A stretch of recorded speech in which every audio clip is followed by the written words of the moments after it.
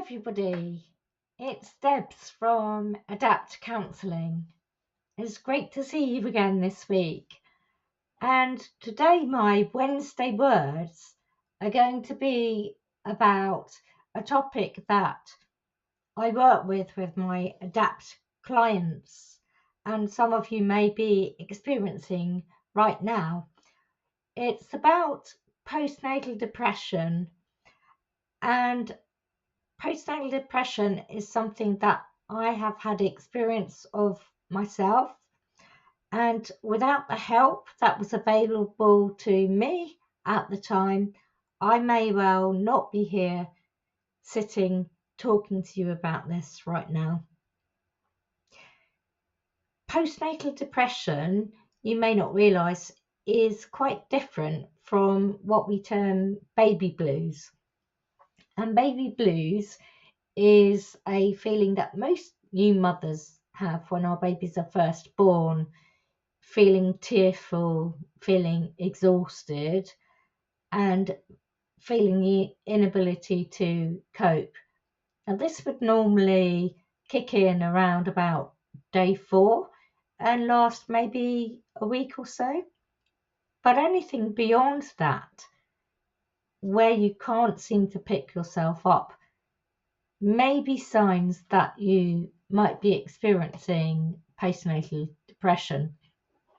In which case, I can't stress upon you enough how important it is to seek help. Especially the earlier you can do this, the better. In my case, I had it twice after both my children were born. The first kicked in immediately and I felt quite rough, but I was aware because I used to go to the National Childbirth Trust antenatal classes, which I have to say were brilliant, by the way. I was aware of the symptoms and the possibility that this could occur, so I was able to seek help quite early on.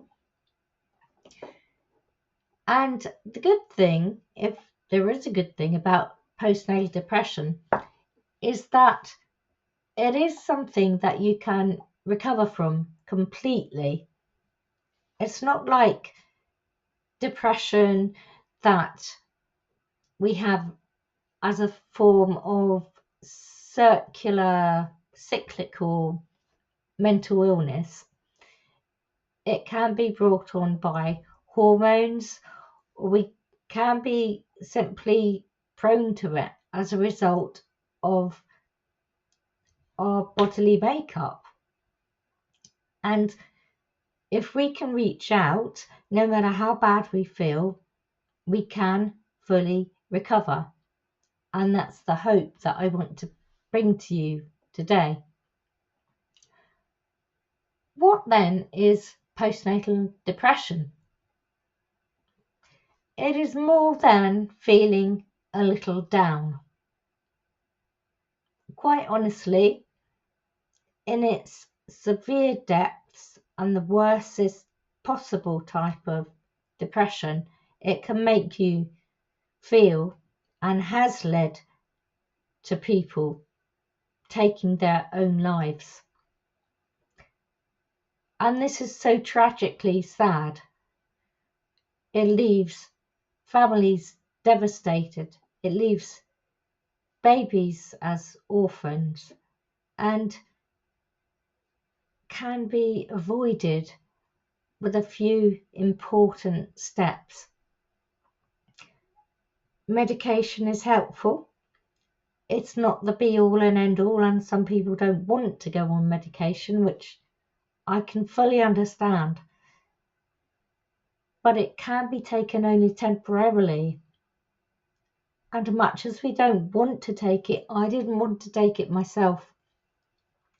It can be a necessary toolkit in our armoury and help us to recover. What are the symptoms then of postnatal depression? It can be a persistent low mood, more black days than there are better days. A loss of interest in everything around you, all your activities, a loss of interest in the baby and inability to bond with the baby. Nothing at all gives you pleasure. None of your interests that you had prior to the birth seem important to you. You feel lack of energy. You have trouble sleeping at night. I'm not saying that you get all these symptoms, but quite a few of them are very common with postnatal depression.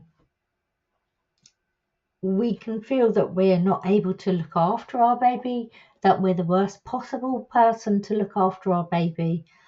And this is the messages that our brains are telling us when we are so unwell. And it is really important to know, I'll say at this stage, that it is not your fault. We beat ourselves up and we feel so guilty about feeling like this.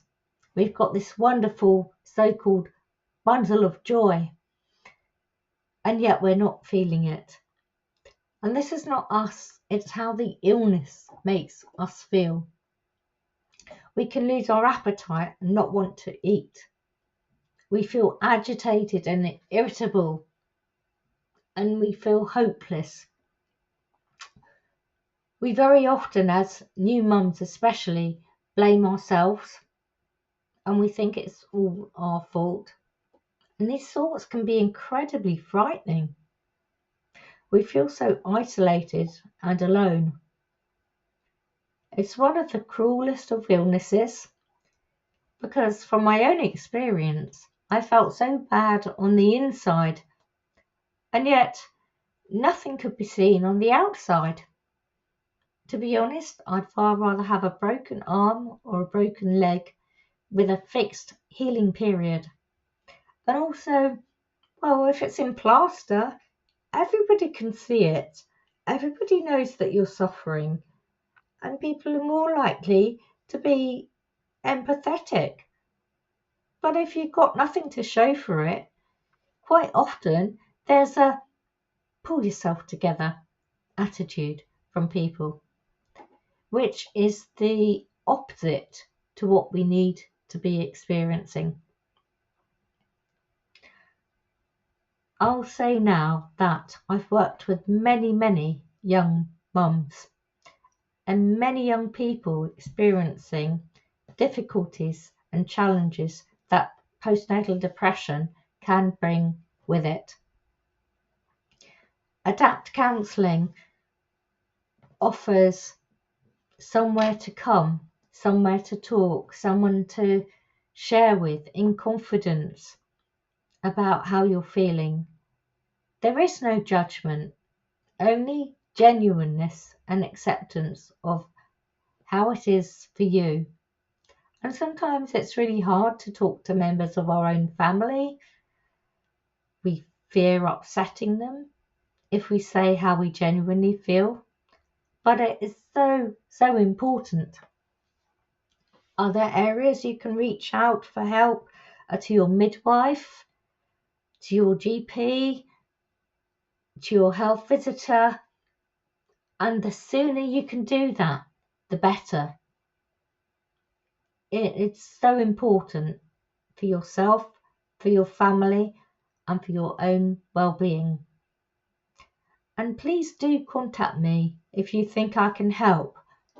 I'd be only too happy to share some more of my own experience with you. And it's the honest truth when I say, without reaching out for support, I would not have been here now. All right, that's it for today. Take care. Bye-bye.